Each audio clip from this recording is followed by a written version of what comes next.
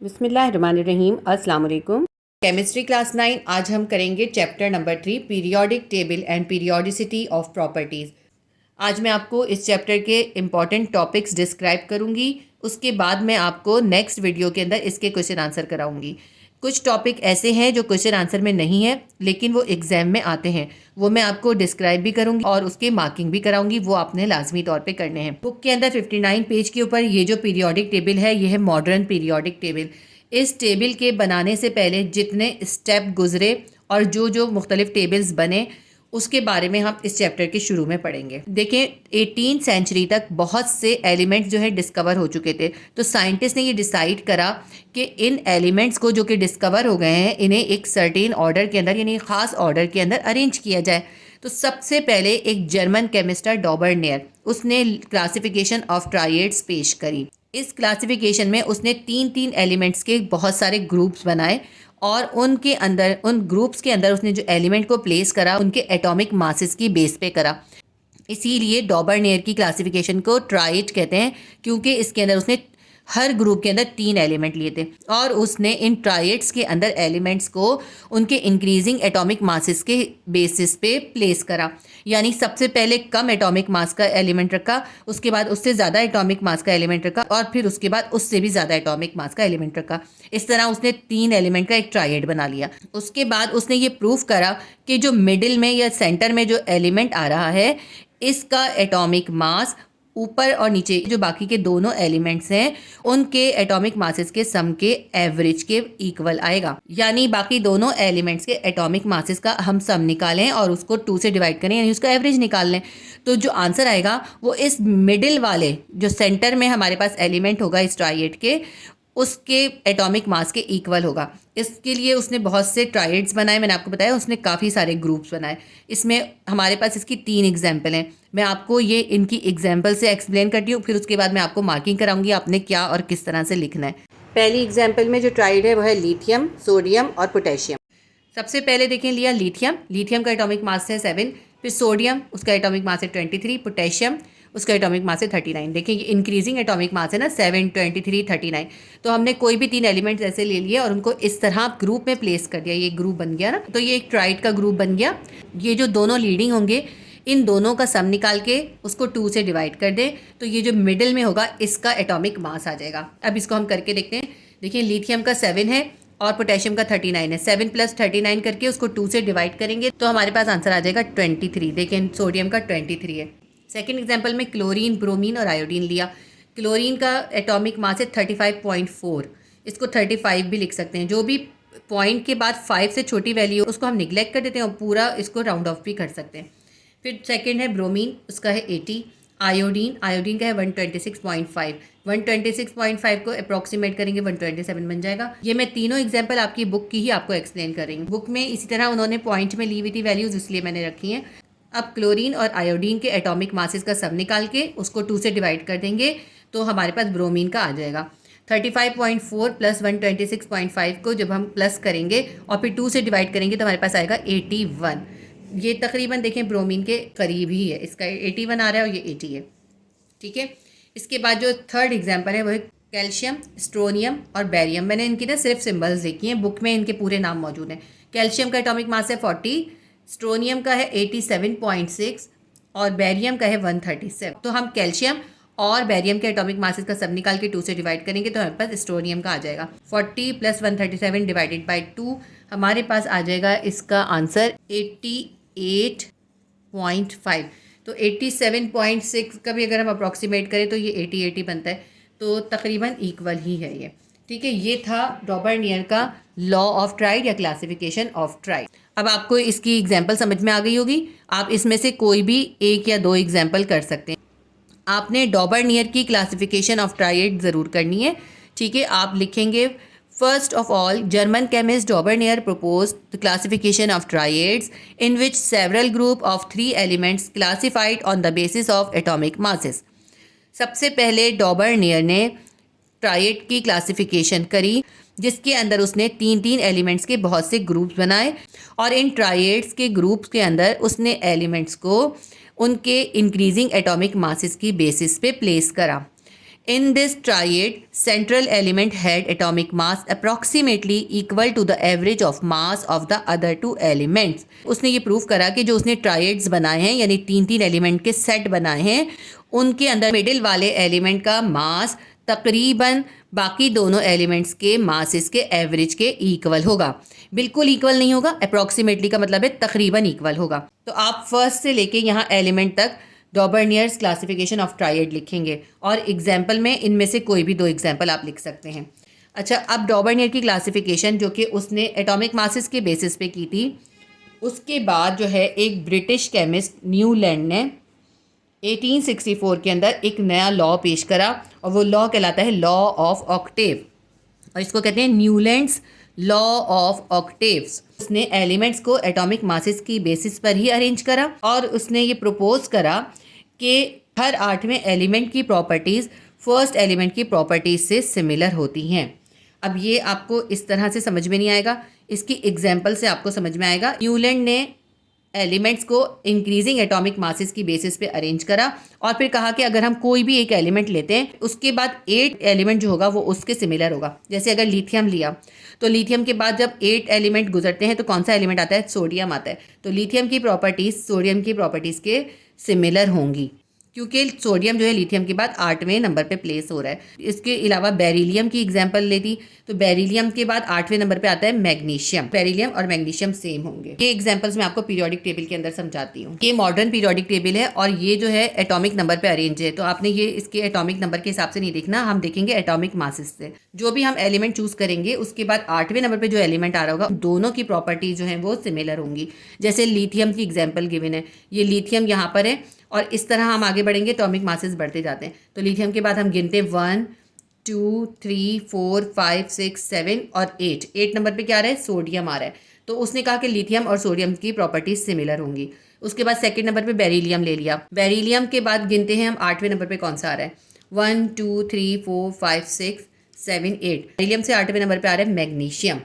तो बेरिलियम और मैग्नीशियम की सिमिलर होंगी। उसके बाद उसने एग्जाम्पल दी हमें बोरोन और एल्युमिनियम की। बोरोन इसके अंदर यहाँ पर है। अब हम इसको फर्स्ट एलिमेंट समझेंगे, इसके बाद हम 8 नंबर पे कौन सा आता है गिनते हैं 1 2 3 4 5 6 7 8। बोरोन के साथ 8 नंबर पे आ रहा है एल्युमिनियम, तो उसने कहा बोरोन और एल्युमिनियम की सिमिलर होंगी। उसके बाद उसने एग्जांपल दी हमें कार्बन और सिलिकॉन की। अब यहाँ पे है कार्बन। कार्बन को अगर हम फर्स्ट तस्वुर करते हैं इसके बाद 8 नंबर पे क्या आता है गिनते हैं 1 2 3 4 5 6 7 8 नंबर पे आ रहा है सिलिकॉन। सिलिकॉन क्योंकि कार्बन से 8 नंबर पर है इसलिए कार्बन और सिलिकॉन की प्रॉपर्टीज सिमिलर होंगी।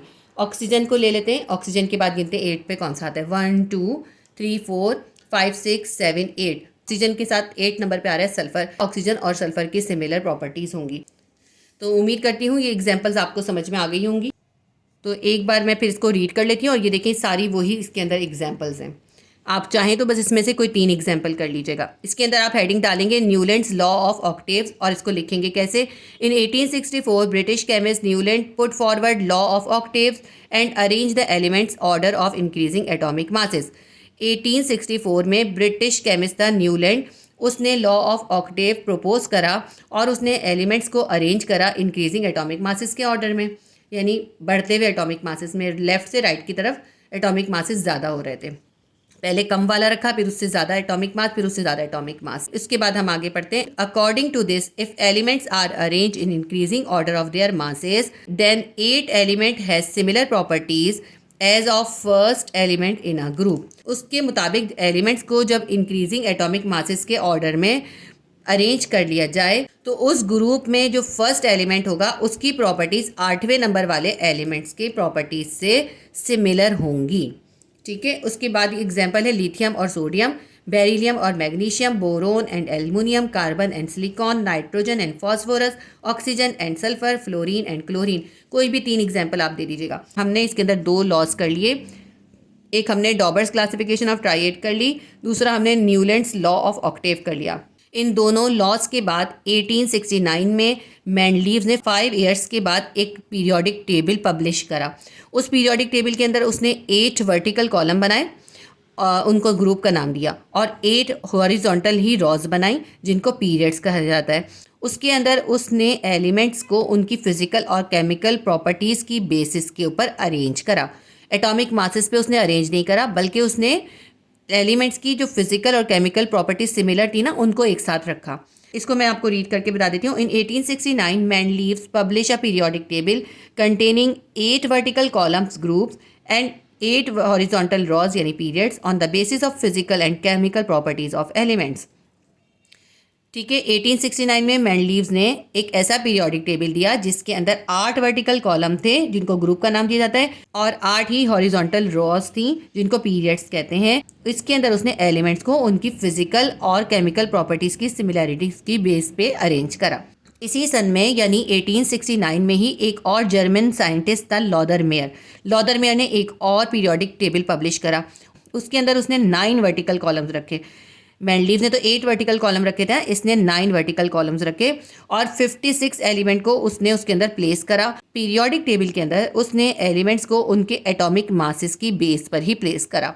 तो देखा जाए तो सबसे पहले मैनलीव्स ने ऐसा पीरियोडिक टेबल बना दिया जिसके अंदर उसने ग्रुप्स और पीरियड्स अलग अलग बनाए। 8 ग्रुप्स थे और 8 ही पीरियड्स थे। मैनलीव्स का जो ये पीरियोडिक टेबल था ना, इसके अंदर बहुत सारे डीमेरिट्स है, यानी कुछ कमियां थी। वो कमी क्या थी कि जब उसने केमिकल फिजिकल प्रॉपर्टीज़ की बेस पे उनको अरेंज कर दिया तो ये देखा गया कि बहुत से सेम प्रॉपर्टीज़ के जो एलिमेंट्स थे वो किसी और ग्रुप में आ रहे थे। अब इसके बाद हम आगे पढ़ते हैं कि मैनलीव्स के पीरियोडिक टेबल से मॉडर्न पीरियोडिक टेबल कैसे बना। मैनलीव ने जो ये पीरियोडिक टेबल बनाया उसके अंदर काफ़ी डीमेरिट्स है, उसके अंदर काफ़ी फ्लॉज थे। वो फ्लॉज बाद में दूर किए गए और उसके बाद उससे बना मॉडर्न पीरियोडिक टेबल। लेकिन मैनलीव्स के पीरियोडिक टेबल से जो एक डिस्कवरी हुई वो हुई पीरियोडिक लॉ की। मैनलीव्स ने अपना पीरियोडिक लॉ दिया 1869 में ही। ये भी इम्पॉर्टेंट एक छोटा सा टॉपिक है पीरियोडिक लॉ, इसकी डेफिनेशन लिखनी होती है। पीरियोडिक लॉ क्या है यहाँ से हम लिखेंगे। इन 1869 मैनलीव्स प्रपोज अ पीरियोडिक लॉ। यहाँ तक लिखने के बाद उसके बाद ये लिखेंगे the properties of the elements are a periodic function of their atomic weight. Elements की प्रॉपर्टीज उनके एटॉमिक वेट का पीरियोडिक फंक्शन होती हैं। इसका मतलब ये हुआ कि जो एटॉमिक वेट होता है उसके हिसाब से एलिमेंट्स की प्रॉपर्टीज़ चेंज होती हैं या उनके एटॉमिक वेट्स के अकॉर्डिंग होती हैं। ये था पीरियोडिक लॉ जो कि मैनलीव्स ने पेश करा। अब मैनलीव्स के पीरियोडिक लॉ के बाद 1913 में मूसले ने मॉडर्न पीरियोडिक लॉ प्रपोज करा। द मूसले स्टेट्स दैट, मूसले का लॉ क्या कहता है? According to this, the physical and chemical properties of elements are the periodic function of their atomic number. Modern periodic law के अकॉर्डिंग एलिमेंट्स की physical और chemical properties जो हैं उनके एटॉमिक नंबर का पीरियोडिक फंक्शन होती हैं। मैनलीव्स ने कहा था कि एटॉमिक वेट का पीरियोडिक फंक्शन होती हैं प्रॉपर्टीज़, जबकि मूसले ने कहा एटॉमिक नंबर का पीरियोडिक फंक्शन होती हैं एलिमेंट्स की फिजिकल और केमिकल प्रॉपर्टीज़। दोनों में ये फ़र्क है।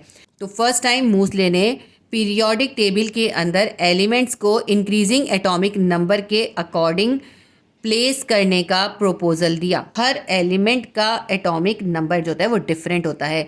हर एलिमेंट के पास डिफरेंट नंबर ऑफ प्रोटॉन्स होते हैं। उसने एटॉमिक नंबर की बेस के ऊपर पीरियोडिक टेबल के अंदर एलिमेंट्स को प्लेस करा। इसका मैं शुरू से दोबारा पढ़ लेती हूँ। Moseley state that The physical and chemical properties of elements are the periodic function of their atomic number. मूसले ने ये कहा कि एलिमेंट्स की जो फिजिकल और केमिकल प्रॉपर्टीज़ हैं वो उनके एटॉमिक नंबर का पीरियोडिक फंक्शन होती हैं।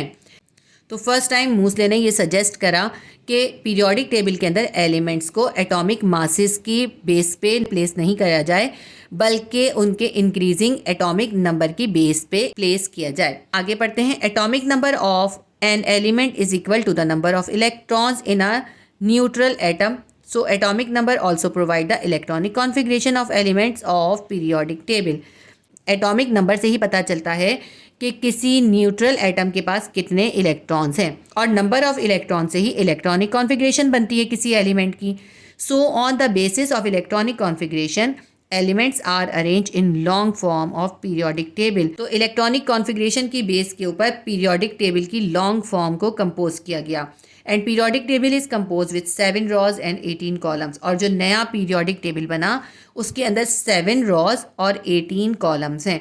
अब ये 7 रॉज और 18 कॉलम मॉडर्न पीरियोडिक टेबल में किस तरह से हैं ये मैं आपको पीरियोडिक टेबल के अंदर समझाऊंगी। देखिए ये है मॉडर्न पीरियोडिक टेबल जो कि मूसले के मॉडर्न पीरियोडिक लॉ के बाद अरेंज हुआ। इसके अंदर कितने पीरियड हैं? 7 पीरियड हैं। ये जो हॉरिजॉन्टल रॉज हैं ये कहलाते हैं पीरियड, और ये जो वर्टिकल्स हैं ये हैं कॉलम्स। कितनी रॉज या पीरियड्स हैं इसके अंदर? 7 है। इस तरह से 1, ये 2, ये 3, इस तरह ये 4, 5, 6 और ये 7। देखें ये लिखा हुआ है इसके अंदर नंबर 1 2 3 4 5 6 7। ठीक है, ये 7 इसके अंदर हॉरिजॉन्टल रॉज हैं। और ये जो इसके नीचे है ना, आपको नीचे भी दिखाई दे रही होंगी, ये 6 का ही हिस्सा है और ये 7 का ही हिस्सा है, क्योंकि यहाँ इतनी जगह नहीं है कि ये इनको इसके अंदर रख सकते हैं। इन्होंने इस तरह दिखाया, ये 6 का है और ये 7 का है। अच्छा, ये तो हो गई रॉज। अब देखते हैं कॉलम्स। कॉलम्स के अंदर क्या है? ये इस तरह से हैं कॉलम्स। इस तरह से काउंट करते हैं कितने कॉलम है। 1 2 3 4 5 6 7 8। ये हैं 8 कॉलम्स इस तरह से। लेकिन इसके अंदर 8 कॉलम्स नहीं होते, इसके अंदर होते हैं 18 कॉलम्स। तो बाकी किधर हैं? बाकी यहाँ पर हैं सेंटर में, लेकिन इसकी काउंटिंग इसी तरह से होती है। ये पूरा है 1A, ये 2A, ये 3A, ये 4A, ये 5A, ये 6A, 7A और ये है 8A। ये तो 8 यहाँ तक हो गए, ये कहलाते हैं ग्रुप्स। टोटल 18 ग्रुप्स होने चाहिए, ये हो गए हमारे पास 8। तो अभी बाकी हैं 10 ग्रुप्स किधर हैं? यहाँ पर हैं ये 10 ग्रुप्स। ये हमने 1A से 8A तक यहाँ पर आ गए। अब 8 के बाद 9 10 नहीं आएगा, अब क्या आएगा? 1B 2B 3B। ठीक है, ये हो गया 1B, ये 2B 3B 4B 5B 6B 7B 8B 9B और ये 10B। ठीक है, ये आपको समझ में आया किस तरह से? ये इस तरह से 10 कॉलम्स हैं, ये सारे जो ग्रीन में दिखाएं। और ये जो है 1 2 3 4 5 6 7 8 कॉलम्स है। 10 और 8 कितने हो गए? 18। ये 18 कॉलम्स हैं या 18 ग्रुप हैं। ग्रुप जो होते हैं वो 2 पार्ट में डिवाइड होते हैं। कौन कौन से? A और B। सारे जो हैं A दोनों साइडों में A हैं, ये 8 हैं, ये 8 ग्रुप्स हैं A वाले, और जो B वाले हैं वो 10 हैं। ये जो सेंटर में है ये B है। ये इस तरह A और B जो है इनकी क्लासिफिकेशन है। जैसे जैसे हम आगे बढ़ेंगे ये आपको समझ में आ जाएगा। अच्छा, अब ये जो इन्होंने ग्रुप्स के अंदर अरेंज किया है ना, ये बहुत इंपॉर्टेंट चीज़ है। जो ग्रुप के ऊपर नाम है ना 1A, 1 बताता है कि इस ग्रुप के अंदर जितने भी एलिमेंट्स हैं उन सब के आउटर मोस्ट शेल के अंदर जो वैलेंस इलेक्ट्रॉन है वो कितने होंगे? वो 1 ही होंगे। जितने भी एलिमेंट्स जिनके अंदर वैलेंस इलेक्ट्रॉन यानी आउटर मोस्ट शेल के अंदर जो इलेक्ट्रॉन है 1 होंगे, वो सब इस ग्रुप 1A में आ जाएंगे। 2A में कौन से होंगे? बेरिलियम, मैग्नीशियम, कैल्शियम, स्ट्रोनियम, बैरियम और रेडियम। ये सारे वो एलिमेंट्स हैं जिनके आउटर मोस्ट शेल के अंदर जो वैलेंस इलेक्ट्रॉन है वो 2 हैं। तो इसलिए इनकी वैलेंसी नहीं कह रही मैं, वैलेंस इलेक्ट्रॉन बता रही हूँ। उनके आउटर मोस्ट शेल में जितने इलेक्ट्रॉन होंगे ना, वही उनका ग्रुप नंबर होगा। तमाम वो एलिमेंट जिनके आउटर मोस्ट शेल के अंदर 2 इलेक्ट्रॉन हैं वो इस ग्रुप के अंदर आएंगे। ठीक है, तो इसी तरह ये आ गया 3A के अंदर जितने भी एलिमेंट्स हैं उन सब के आउटर मोस्ट शेल के अंदर 3 इलेक्ट्रॉन्स होंगे। ये अरेंज कैसे किया गया? ये इस तरह अरेंज किया गया कि जिन एलिमेंट्स के आउटर मोस्ट शेल के अंदर वैलेंस इलेक्ट्रॉन सेम थे उन सबको एक ही ग्रुप में डाल दिया। जिन सबके पास 3 इलेक्ट्रॉन्स थे वैलेंस इलेक्ट्रॉन, उन सबको 3 में डाल दिया। यानी ग्रुप का नंबर जो है वो इंडिकेट करता है कि इस ग्रुप में जितने एलिमेंट हैं उनके पास कितने वैलेंस इलेक्ट्रॉन मौजूद हैं। वैलेंस शेल में जितने नंबर ऑफ इलेक्ट्रॉन होते हैं वो सब एक ग्रुप में रख दिए जाते हैं। ग्रुप 5A का मतलब है कि इसमें जितने एलिमेंट्स हैं उन सब के वैलेंस शेल में 5 इलेक्ट्रॉन्स मौजूद हैं। ठीक है, तो ये तो ग्रुप समझ में आ गए। ग्रुप को तो 2 पार्ट में डिवाइड किया जाता है, एक होता है A और एक होता है B। ठीक है, ग्रुप के 2 सब ग्रुप होते हैं, एक ग्रुप A और एक ग्रुप B, और ये इनकी प्रॉपर्टीज़ के हिसाब से इनको ग्रुप A और B के अंदर डिवाइड किया जाता है। अब पीरियड देखते हैं, पीरियड किस तरह से बनते हैं। पीरियड जो होते हैं 2 तरह के होते हैं। पीरियड होते हैं लॉन्ग पीरियड और शॉर्ट पीरियड। अब देखें ये जो है फर्स्ट पीरियड है। फर्स्ट पीरियड कैसे है? इस तरह से देखें, इसके अंदर क्या है? एक हाइड्रोजन है, दूसरा हीलियम है। देखिए फर्स्ट वाले के अंदर सिर्फ 2 एलिमेंट है, तो ये शॉर्ट पीरियड है। फिर सेकंड वाले के अंदर 8 एलिमेंट है, ये भी शॉर्ट है। थर्ड वाले के पास भी 8 एलिमेंट है, ये भी शॉर्ट पीरियड है। फोर्थ वाले के पास देखें कितने हैं, यहाँ से लेके पूरे यहाँ तक हैं, ये 18 है, तो ये लॉन्ग पीरियड है। और फिफ्थ वाले को देखते हैं, फिफ्थ के पास भी 18 है, ये भी लॉन्ग पीरियड है। तो 1 2 3 शॉर्ट थे, 4 और 5 लॉन्ग है। इसके बाद 6 को देखते हैं, ये है 6। देखिए यहाँ से यहाँ तक इसके अंदर हो गए 18, लेकिन उसके बाद यहाँ से इसका उन्होंने दिखाया ये 8 6 के बाकी के यहाँ पर हैं, ये जो सेंटर के ना यहाँ पे और भी हैं। ये कितने हैं? ये हैं 14 ये है और 18 ये है। 14 और 18 कितने हो गए? 32 एलिमेंट्स। ये 6 के अंदर है 32 एलिमेंट्स, ये लॉन्गेस्ट पीरियड है, ठीक है। उसके बाद 7th है। 7 के अंदर भी यहाँ पर अगर हम देखें तो पूरे इसी तरह 32 है, लेकिन ये इनकम्प्लीट है। 7 कहलाता है इनकम्प्लीट पीरियड। ये जो 6 पीरियड का ये वाले एलिमेंट्स हैं, ये 14 एलिमेंट्स, ये लेंथिनाइट्स कहलाते हैं। और ये जो 7 पीरियड्स के 14 एलिमेंट हैं, ये एक्टिनाइट्स कहलाते हैं। लेंथिनाइट्स और एक्टिनाइट्स जब हम पढ़ेंगे मैं आपको उस वक्त समझाऊंगी। उम्मीद करती हूँ ये पीरियोडिक टेबल आपको बहुत अच्छे से इसमें समझ में आया होगा। मैंने स्पेशली आप लोगों के लिए ये पीरियोडिक टेबल मंगवाया है ताकि इससे आपको क्लियरली दिखाई दे और आपको समझ आ सके। आप भी ये पीरियोडिक टेबल खरीद लीजिएगा, ये बहुत इंपॉर्टेंट है और बहुत सस्ता सा मिल जाता है। इसके अंदर एटॉमिक मासेस और एटॉमिक नंबर बहुत क्लियर नज़र आ रहे हैं, इनके नाम बहुत क्लियर नज़र आ रहे हैं और इसके अंदर और भी बहुत सारी बेसिक मालूमात हैं। आप ये ले लीजिएगा, ये आपको बहुत हेल्प करेगा। देखिए ये जो पिंक कलर से दिख रहे हैं ना, ये सारे अल्कली मेटल्स हैं जो पिंक से बने हुए हैं, ठीक है। और जो ब्लू कलर में ये एल्कलाइन मेटल्स हैं, ग्रीन है ये सब ट्रांजिशन है। ये जो ग्रीन है ये सब ट्रांजिशन है। फिर ये ऑरेंज है, ये मेटालॉइड्स हैं। ये जो लाइट ग्रीन से है ये है नॉन मेटल्स, और ये ग्रीन है हेलोजेंस, और ये येलो है नोबल गैसेस, ठीक है। नोबल गैसेस, हेलोजेंस, ये सब आप अभी पढ़ेंगे। अब हम ये सारे पीरियड्स भी पढ़ेंगे और ग्रुप्स भी पढ़ेंगे। आगे पढ़ाने से पहले रिक्वेस्ट है कि वीडियो को लाइक कर दीजिए और चैनल को सब्सक्राइब कर दीजिए, क्योंकि क्लासिक ट्यूशन के चैनल पे आपको क्लास 9 और क्लास 10 की मैथ, फिजिक्स और केमिस्ट्री के तमाम चैप्टर्स की तमाम एक्सप्लेनेशंस और क्वेश्चन आंसर्स के सॉल्यूशंस अवेलेबल होंगे। हर सब्जेक्ट और क्लास की अलग प्लेलिस्ट मौजूद है, आप प्लेलिस्ट को ज़रूर विजिट कर लिया कीजिए। अब ये पूरे 18 ग्रुप्स हैं। पूरे 18 ग्रुप्स अगर मैं आपको कराऊंगी तो बहुत ज़्यादा लेंथी हो जाएगा, तो मैं इसमें से कुछ इंपॉर्टेंट ग्रुप्स आपको बता देती हूँ। आपने उन ग्रुप्स के कम से कम 4 पॉइंट ज़रूर करने हैं, ठीक है। तो सबसे पहले ग्रुप 1A है। ग्रुप 1A कौन सा होता है? अल्कली मेटल्स होते हैं और ये लिथियम फैमिली कहलाती है। कोई भी ग्रुप जिस एलिमेंट से स्टार्ट हो रहा होता है वो उस एलिमेंट के नाम पे उसकी फैमिली का नाम होता है। क्योंकि ग्रुप 1A जो है लिथियम से स्टार्ट होता है, ये लिथियम फैमिली कहलाता है। इसके अंदर क्या होता है? Lithium, sodium, potassium, rubidium, caesium और फ्रेंसियम। अब इसके अंदर जो फ्रेंसियम है ना, वो होता है रेडियो एक्टिव एलिमेंट। तो एक पॉइंट तो इसका यही है कि francium is the radio active element, ठीक है। दूसरा पॉइंट इसका हम ये लिखेंगे, क्योंकि ये ग्रुप 1A में है। ग्रुप 1A से पता चल रहा है कि इसके वैलेंस शेल के अंदर कितने इलेक्ट्रॉन है। इसके अंदर 1 इलेक्ट्रॉन है, जब भी तो ये ग्रुप 1A में है ना। ग्रुप नंबर बताता है कि उन सब के पास वैलेंस शेल के अंदर कितने इलेक्ट्रॉन है? 1 इलेक्ट्रॉन है। तो हम लिखेंगे their valence shell contain 1 electron. Second point हो गया। थर्ड पॉइंट लिखेंगे they lose 1 electron and form univalent positive cation. जब किसी एलिमेंट के वैलेंस शेल के अंदर सिर्फ एक ही इलेक्ट्रॉन होगा तो वो एक इलेक्ट्रॉन को लूज कर देगा, क्योंकि वैलेंस शेल को कंप्लीट होने के लिए कितने चाहिए होते हैं? 8 चाहिए होते हैं। तो वो 7 इलेक्ट्रॉन लेना तो बहुत मुश्किल होगा ना, उसके लिए बहुत एनर्जी चाहिए न्यूक्लियस को। 7 इलेक्ट्रॉन लेने के बजाय क्या करते हैं, वो उस 1 इलेक्ट्रॉन को लूज कर देता है एटम। तो एटम क्या करता है, बजाय इसके कि वो 7 इलेक्ट्रॉन को गेन करे, वो 1 इलेक्ट्रॉन को लूज कर देता है। जब 1 इलेक्ट्रॉन लूज होता है +1 चार्ज आ जाता है एटम के ऊपर, क्योंकि उसके पास एक इलेक्ट्रॉन कम हो गया और प्रोटॉन ज़्यादा हो गया इलेक्ट्रॉन से, इसलिए उसके ऊपर +1 चार्ज आ जाता है। उसको कहते हैं यूनिवैलेंट पॉजिटिव आयन। क्या बना लेता है? यूनिवैलेंट पॉजिटिव आयन या कैटाइंस बना लेता है। They are highly reactive metals, they have low melting point.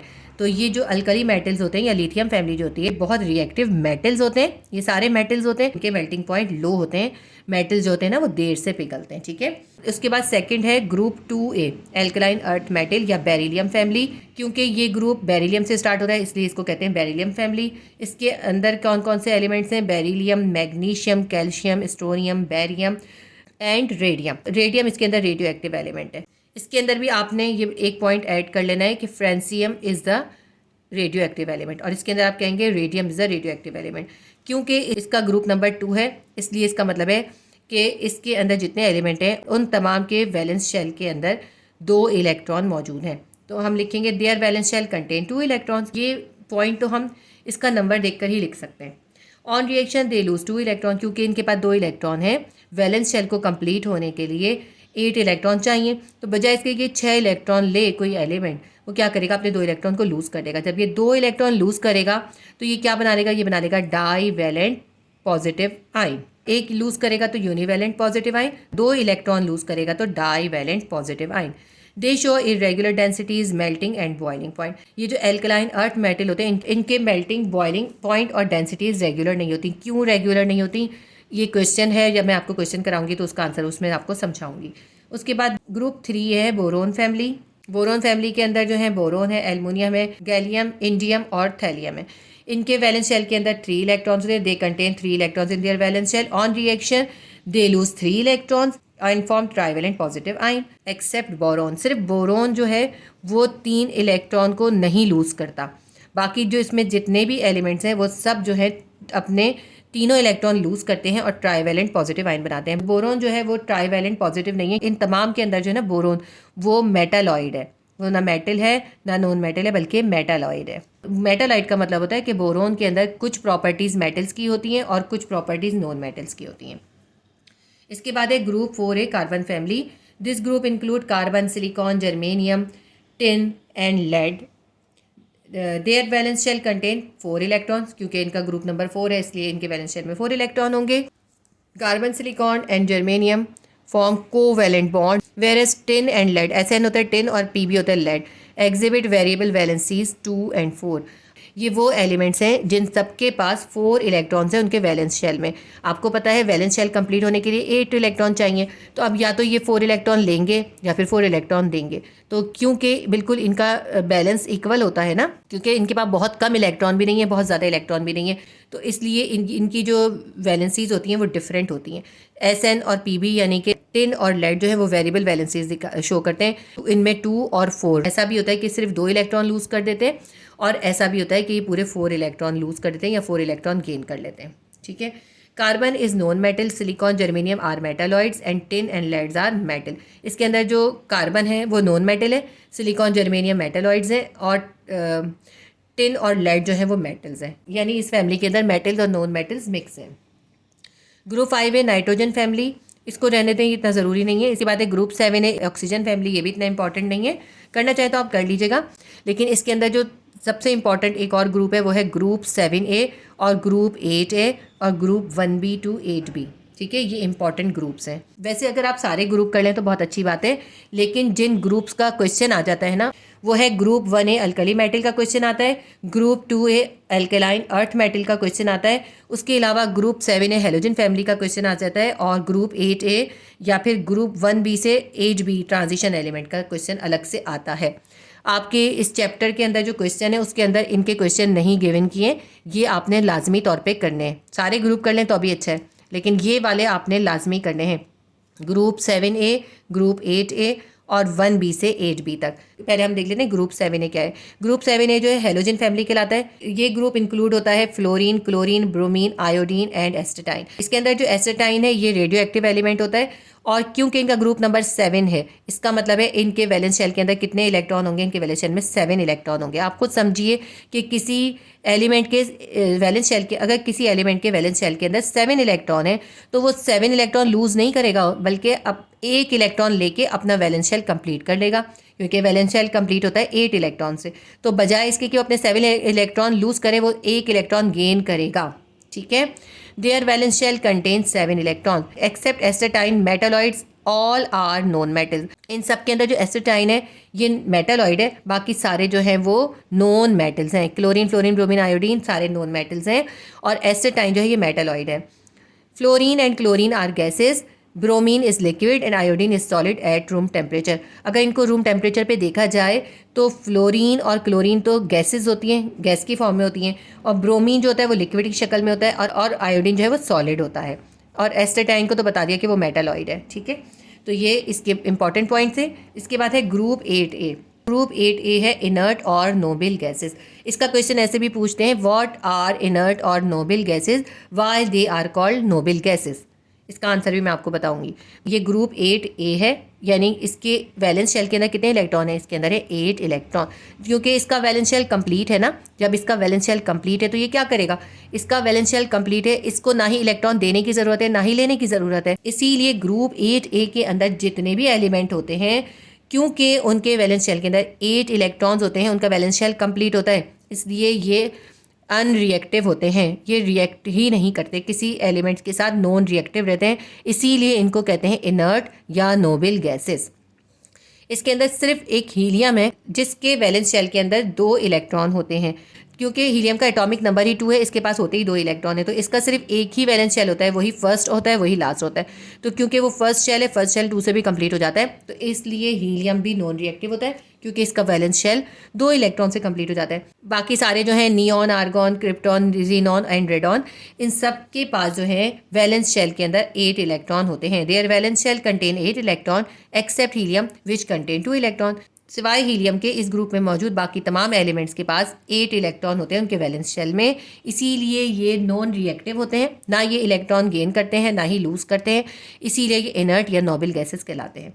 इसके बाद जो मोस्ट इंपॉर्टेंट एक और ग्रुप है वो है ग्रुप 1b से लेके 8b तक। ये देखिए इसमें मैंने आपको दिखाया था group 1b, 2b, 3b, 4b, 5b, 6b, 7b और 8b, ये सब जो है ना 1b से लेके 8b तक ये हैं ट्रांजिशन एलिमेंट।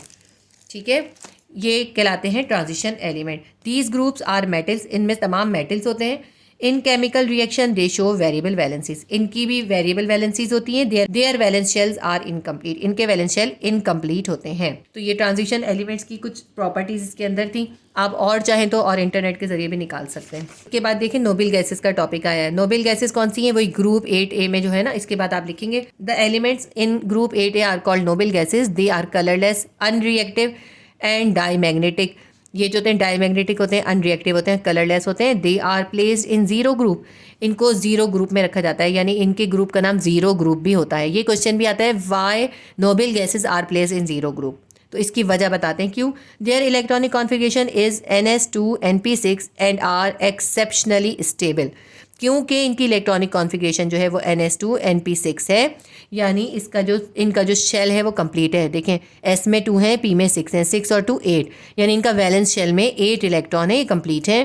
तो इसीलिए ये स्टेबल होते हैं और ये नॉन रिएक्टिव होते हैं, इसीलिए इनको जीरो ग्रुप में रखा जाता है या इनको नोबल गैसेस कहा जाता है। ठीक है, ये नोबल गैसेस का भी इंपॉर्टेंट टॉपिक है, इसके ऊपर भी आपको बहुत अच्छा सा नोट बनाना है। इसके बाद हमारा टॉपिक है representative elements. It includes metals and non metals, some are diamagnetic and some are paramagnetic and marked as S block and P block elements.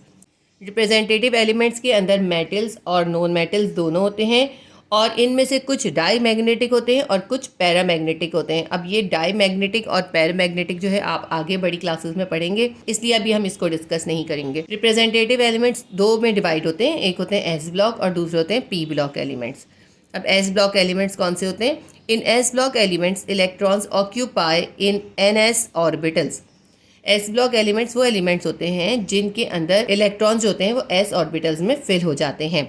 N जो होता है वो होता है नंबर ऑफ शेल, और S क्या है? उस शेल का ऑर्बिटल या सब शेल। वो एलिमेंट जिनके इलेक्ट्रॉन S सब शेल के अंदर या S ऑर्बिटल के अंदर फिल हो जाते हैं वो कहलाते हैं S block elements. The elements of group 1A and 2A are S block elements.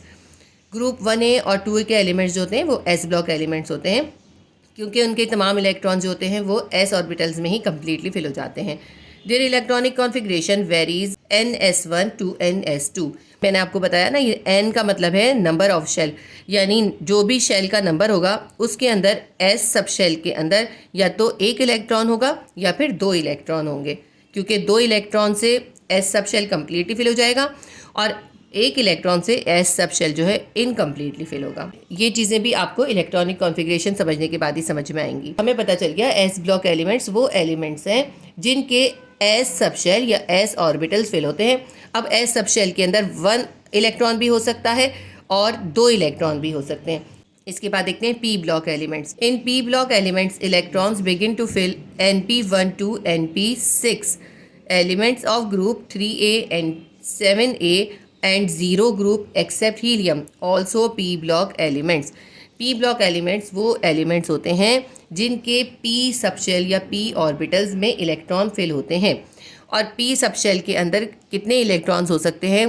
कम से कम 1 और ज़्यादा से ज़्यादा 6।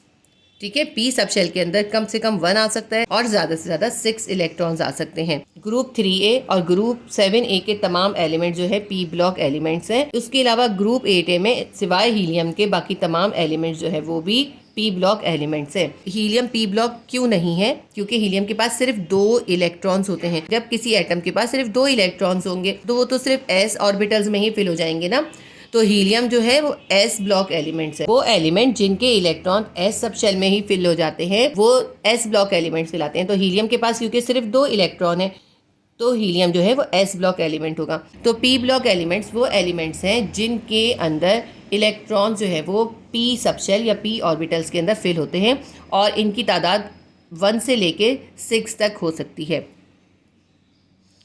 और इनके अंदर ग्रुप 3A, ग्रुप 7A के तमाम एलिमेंट्स आते हैं। ग्रुप 8A में हीलियम के अलावा बाकी तमाम एलिमेंट्स पी ब्लॉक एलिमेंट्स होते हैं। तो ये एस ब्लॉक और पी ब्लॉक एलिमेंट हो गया। आपने रिप्रेजेंटेटिव एलिमेंट्स का ये पूरा टॉपिक यहाँ से यहाँ तक करना है। आपको देखें इलेक्ट्रॉनिक कॉन्फ़िगरेशन बहुत अच्छे से सिखाई है। अगर आपने इलेक्ट्रॉनिक कॉन्फ़िगरेशन समझी हुई तो आपको ये चीज़ बहुत अच्छे से समझ में आ जाएगी। अगर आपने नहीं समझी तो आप केमिस्ट्री क्लास 9 की प्लेलिस्ट में इलेक्ट्रॉनिक कॉन्फ़िगरेशन की वीडियो विजिट कर लीजिए। ज़रूर इसको इलेक्ट्रॉनिक कॉन्फ़िगरेशन को समझ लीजिए, फिर आपको ये सब समझ में आ जाएगा बहुत आसानी से। इसके बाद है डी ब्लॉक और एफ ब्लॉक एलिमेंट्स। इसका क्वेश्चन 2 तरह से आ सकता है, what are D block and F block elements, या इसका क्वेश्चन इस तरह भी आ सकता है, what are outer transition element and what are inner transition element. तो इसके क्योंकि 2 नाम है, डी ब्लॉक वाले एलिमेंट्स को आउटर ट्रांजिशन एलिमेंट भी कहते हैं और एफ ब्लॉक वाले एलिमेंट्स को इनर ट्रांजिशन एलिमेंट भी कहते हैं। तो डी ब्लॉक एलिमेंट्स कौन से होते हैं और एफ ब्लॉक एलिमेंट्स कौन से होते हैं, ये बहुत इंपॉर्टेंट क्वेश्चन है, आपने इसको ज़रूर करना है। डी ब्लॉक एलिमेंट्स वो एलिमेंट्स होते हैं जिनके सब शेल डी के अंदर इलेक्ट्रॉन्स फिल होते हैं। सब शेल को ऑर्बिटल भी कहते हैं, यानी कि ऐसे एलिमेंट जिनके ऑर्बिटल्स या सब शेल डी फिल होते हैं वो डी ब्लॉक एलिमेंट कहलाते हैं। अब इसको पढ़ते हैं हम। डी ब्लॉक एलिमेंट्स यानी outer transition element. These elements are metals but their properties are different from metals of representative elements.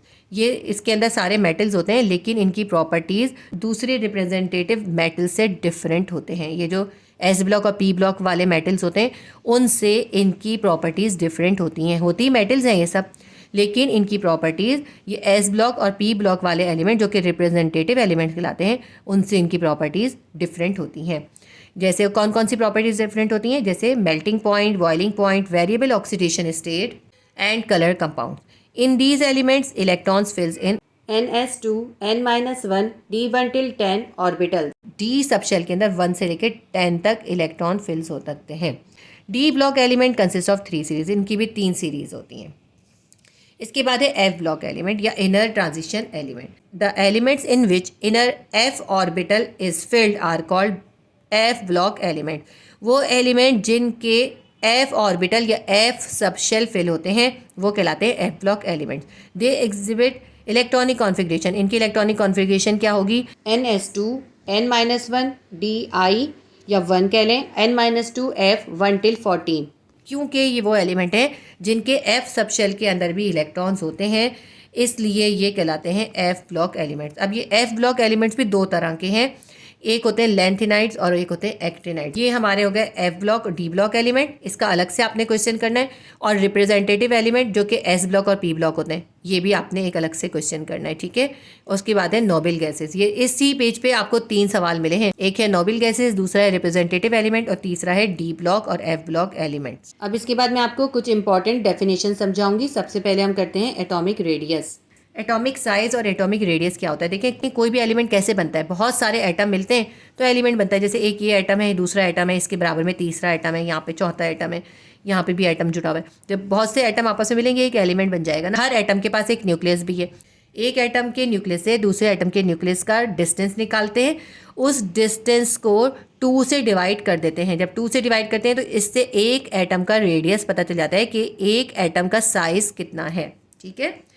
और पीरियोडिक टेबल में ये ऑब्जर्व किया जाता है कि ग्रुप्स के अंदर ऊपर से नीचे की तरफ, टॉप टू बॉटम जो है, एटॉमिक रेडियस बढ़ता जाता है। एटॉमिक रेडियस इसलिए बढ़ता जाता है क्योंकि ऊपर से जब हम नीचे की तरफ आते हैं तो उनके पास नंबर ऑफ़ इलेक्ट्रॉन बढ़ते जाते हैं और नंबर ऑफ़ इलेक्ट्रॉन से उनके नंबर ऑफ़ शेल बढ़ते जाते हैं, इसलिए उनका एटॉमिक रेडियस बढ़ जाता है। जब नंबर ऑफ़ शेल देखें इसके इर्द गिर्द ज़्यादा हो जाएंगे तो इनका जो डिस्टेंस है वो भी ज़्यादा हो जाएगा ना, तो एटॉमिक रेडियस भी बढ़ जाएगा।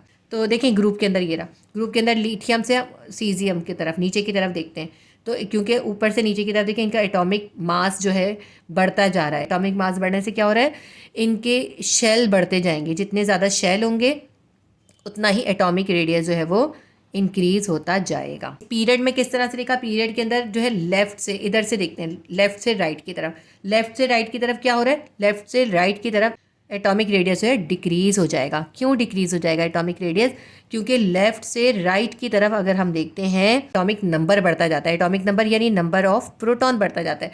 नंबर ऑफ प्रोटॉन जब ज़्यादा होते जाते हैं तो न्यूक्लियस की पावर बढ़ती जाती है, न्यूक्लियर चार्ज बढ़ता जाता है। न्यूक्लियर चार्ज बढ़ता जाता है तो एटॉमिक रेडियस कम होगा, करीब करीब आ जाएंगे एटम आपस में, न्यूक्लियर चार्ज ज़्यादा होगा और इसलिए उनका एटॉमिक रेडियस कम हो जाएगा। एटॉमिक रेडियस की डेफिनेशन आपको इसके अंदर से खुद बनानी होगी।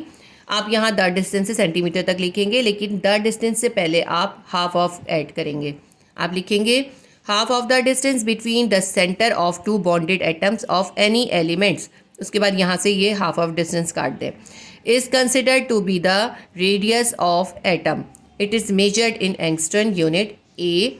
1A equals to 10⁻⁸ centimetre. यानी किसी एलिमेंट के अंदर दो बॉन्डेड एटम के सेंटर्स का हाफ डिस्टेंस उस एटम का एटॉमिक रेडियस कहलाता है।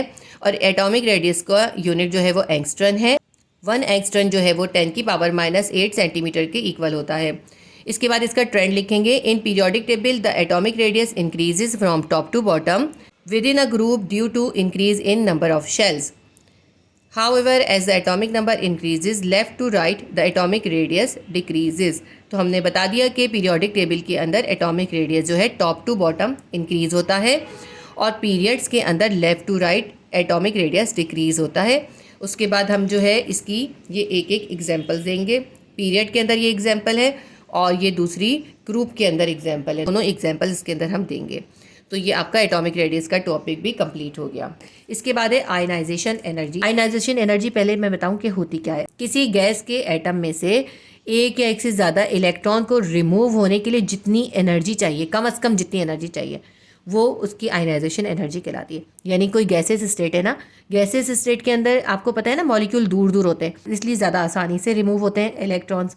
तो गैस के अंदर एक इलेक्ट्रॉन को या एक से ज़्यादा इलेक्ट्रॉन को रिमूव होने के लिए कम से कम जितनी एनर्जी चाहिए वो कहलाती है आयनाइजेशन एनर्जी। जब हम पीरियड के अंदर लेफ़्ट से राइट की तरफ बढ़ते हैं तो आयनाइजेशन एनर्जी जो है वो इंक्रीज़ होती जाती है। वो क्यों इंक्रीज़ होती जाती है? देखिए पीरियड के अंदर जैसे जैसे हम लेफ़्ट से राइट की तरफ जाते हैं तो इनका एटॉमिक नंबर बढ़ता जाता है। 13, 14, 15, 16, 17, 18 एटॉमिक नंबर बढ़ रहा है, यानी इनके पास नंबर ऑफ प्रोटॉन भी बढ़ रहा है। नंबर ऑफ प्रोटॉन बढ़ रहे हैं तो इसका मतलब इनका न्यूक्लियर चार्ज ज़्यादा हो रहा है। जब न्यूक्लियर चार्ज ज़्यादा हो जाएगा तो इनके इलेक्ट्रॉन्स हैं उनको बाहर निकलने के लिए ज़्यादा मुश्किल होगा ना, उनको ज़्यादा एनर्जी चाहिए होगी, तो आयनाइजेशन एनर्जी इंक्रीज़ होगी। यानी एल्युमिनियम की आयनाइजेशन एनर्जी कम होगी, सिलिकॉन की ज़्यादा होगी, क्योंकि सिलिकॉन का एटॉमिक नंबर ज़्यादा है, इसलिए इसको ज़्यादा आयनाइजेशन एनर्जी की ज़रूरत पड़ेगी एक इलेक्ट्रॉन को रिमूव करने के लिए। ठीक है, तो जैसे जैसे हम पीरियड के अंदर लेफ़्ट से राइट की तरफ जाते हैं, क्योंकि एटॉमिक नंबर बढ़ता जाता है, इसलिए आयनाइजेशन एनर्जी भी बढ़ती जाती है।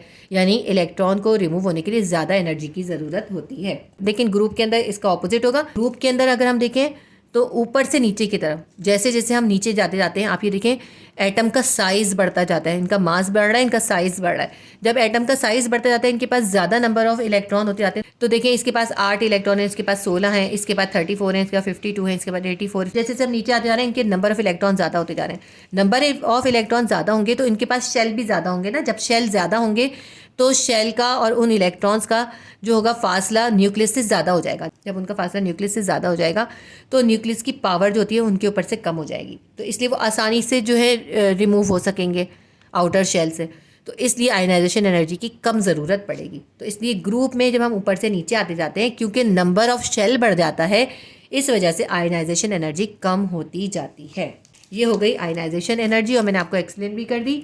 ग्रुप के अंदर आप देख रहे हैं लिथियम से सीजियम की तरफ आते हैं, नीचे की तरफ आते हैं, तो इनकी आयनाइजेशन एनर्जी देखिए कम होती जा रही है। लिथियम को एक इलेक्ट्रॉन लूज करने के लिए 520 किलो जूल पर मोल आयनाइजेशन एनर्जी की ज़रूरत पड़ेगी, और नीचे आते जाते हैं कि आयनाइजेशन एनर्जी कम होती जा रही है। इसकी वजह यह है कि इनके पास नंबर ऑफ शेल बढ़ते जा रहे हैं, इसलिए इनकी आयनाइजेशन एनर्जी कम हो रही है। सीजियम का एक इलेक्ट्रॉन लूज होने के लिए 377 किलो जूल पर मोल की आयनाइजेशन एनर्जी की ज़रूरत होगी। तो इस तरह ग्रुप में top to bottom ionization energy जो है वो डिक्रीज होती है due to the increase of shell. तो और पीरियड्स के अंदर लेफ़्ट टू राइट, लेफ़्ट से राइट की तरफ जाते हुए ionization is increase due to the increase in nuclear charge, क्योंकि आगे जाते हुए न्यूक्लियर चार्ज बढ़ रहा है, इसीलिए इनकी आयनाइजेशन एनर्जी जो है पीरियड्स में left to right ionization energy जो है वो इंक्रीज़ होती है।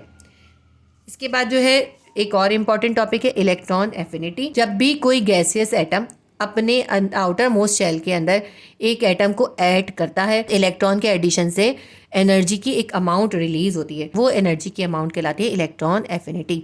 यानी किसी गैस के एटम के अंदर एक इलेक्ट्रॉन के ऐड होने से जितनी एनर्जी की अमाउंट रिलीज होती है वो कहलाती है इलेक्ट्रॉन एफिनिटी। इलेक्ट्रॉन एफिनिटी जो होती है वो पीरियड्स के अंदर लेफ़्ट टू राइट इंक्रीज होती है। लेफ़्ट टू राइट जैसे जैसे जाते जाते इलेक्ट्रॉन एफिनिटी इंक्रीज होती जाती है, क्योंकि लेफ़्ट से राइट जाते हुए एटॉमिक साइज डिक्रीज हो रहा होता है। और ग्रुप के अंदर टॉप टू बॉटम ये डिक्रीज होती जाती है, क्योंकि एटम का साइज इंक्रीज हो रहा होता है। देखें, पीरियड में लेफ्ट से राइट जाते हुए एटम का साइज डिक्रीज हो रहा है, इसलिए इलेक्ट्रॉन एफिनिटी इंक्रीज होगी। और ग्रुप के अंदर टॉप टू बॉटम जाते हुए एटम का साइज इंक्रीज हो रहा है, इसलिए इलेक्ट्रॉन एफिनिटी डिक्रीज हो जाएगी। इसके बाद आपके पास है शील्डिंग इफेक्ट। इसका क्वेश्चन है, ये मैं आपको क्वेश्चन के अंदर ही एक्सप्लेन कर दूंगी। अब इसके बाद सिर्फ एक टॉपिक रह गया, वो है इलेक्ट्रोनेगेटिविटी। इलेक्ट्रोनेगेटिविटी क्या चीज़ होती है? किसी भी एटम के अंदर इलेक्ट्रॉन के पेयर को अट्रैक्ट करने की जो एबिलिटी होती है वो कहलाती है electronegativity. The ability of an atom to attract the shared pair of electron towards itself in a molecule is called electronegativity. किसी मॉलिक्यूल के अंदर मौजूद एटम का अपने इलेक्ट्रॉन्स के पेयर को अट्रैक्ट करने की जो एबिलिटी होती है वो इलेक्ट्रोनेगेटिविटी कहलाती है। इलेक्ट्रोनेगेटिविटी का भी ट्रेंड जो है वो बिल्कुल आयनाइजेशन एनर्जी के सेम है। जो अभी हमने आयनाइजेशन एनर्जी में पढ़ा ना, वही सेम इसके अंदर भी ट्रेंड होता है। यानी पीरियड के अंदर ये लेफ़्ट से राइट की तरफ जाते हुए पीरियड्स के अंदर लेफ़्ट टू राइट ये इंक्रीज होती है। क्यों इंक्रीज होती है? Due to the increase in nuclear charge. Left से राइट जाते हुए क्योंकि एटम के ऊपर न्यूक्लियर चार्ज बढ़ रहा है, देखें एटॉमिक नंबर बढ़ता जा रहा है, तो इसलिए ये इंक्रीज हो जाती है इलेक्ट्रोनेगेटिविटी। ग्रुप के अंदर टॉप टू बॉटम जाते हुए इलेक्ट्रोनेगेटिविटी डिक्रीज होती है। क्यों डिक्रीज होती है? क्योंकि ग्रुप के अंदर ऊपर से हम जब नीचे की तरफ जाते हैं, टॉप से बॉटम की तरफ जाते हैं, तो एटम का साइज बढ़ता जाता है और उनके इर्द गिर्द मौजूद जो शेल है ना वो बढ़ते जाते हैं। देखें, फ्लोरीन के पास 9 इलेक्ट्रॉन है, तो इसके पास शेल भी कम होंगे, 2 शेल होंगे इसके पास सिर्फ। जबकि आयोडीन के पास 53 इलेक्ट्रॉन्स हैं। जो 53 इलेक्ट्रॉन्स हैं तो इसके पास कितने ज़्यादा शेल होंगे। जब ज़्यादा शेल होंगे तो इसके जो सबसे बाहर वाला शेल होगा उसका डिस्टेंस न्यूक्लियस के साथ बहुत ज़्यादा हो जाएगा। इसकी वजह से न्यूक्लियस की पावर उस पर कम हो जाएगी, क्योंकि न्यूक्लियस की अपने बाहर वाले शेल के इलेक्ट्रॉन से अट्रैक्शन कम हो जाती है। इस वजह से वो इलेक्ट्रॉन जो होते हैं आसानी के साथ बाहर निकल सकते हैं। तो इससे क्या होता है, जब एटम का साइज इंक्रीज हो जाएगा तो इलेक्ट्रोनेगेटिविटी डिक्रीज हो जाएगी। किसी एटम के अंदर जो इलेक्ट्रॉन्स हैं उनको न्यूक्लियस की पावर जो होती है, न्यूक्लियस की अट्रैक्शन उनको पकड़ के रखती है, वो कहलाती है इलेक्ट्रोनेगेटिविटी। देखिए, अगर किसी एटम का साइज जो है छोटा है, इसके पास शेल कम है, तो इसके न्यूक्लियस की पावर इसके इलेक्ट्रॉन पे ज़्यादा होगी। लेकिन अगर कोई और एटम है उसके पास ज़्यादा शेल है, तो इसका जो न्यूक्लियस है ना उसका फासला क्योंकि उसके आउटर मोस्ट शेल से के इलेक्ट्रॉन से कम हो जाएगा, तो इसलिए इसकी पावर इस इलेक्ट्रॉन पे कम हो जाएगी। तो इलेक्ट्रोनेगेटिविटी इलेक्ट्रॉन का साइज बढ़ने से डिक्रीज हो जाती है। ठीक है, तो इससे पता चला हमें ग्रुप के अंदर टॉप टू बॉटम जाते हुए क्योंकि एटम का साइज इंक्रीज हो रहा है, इसलिए इलेक्ट्रोनेगेटिविटी डिक्रीज हो जाएगी। इसके अंदर जितने भी इंपॉर्टेंट टॉपिक्स हैं वो मैंने आपको समझा दिए, और जो इसमें से इंपॉर्टेंट क्वेश्चन आ सकते हैं वो भी समझा दिए। इंशाल्लाह ताला मैं नेक्स्ट वीडियो के अंदर इसके क्वेश्चन आंसर भी आपको करवा दूंगी, और जो टॉपिक्स रह गए वो भी उसमें एक्सप्लेन कर दूंगी। वीडियो को लाइक कीजिए, शेयर कीजिए और सब्सक्राइब कीजिए अगर आपने सब्सक्राइब नहीं किया है तो। अल्लाह हाफिज़।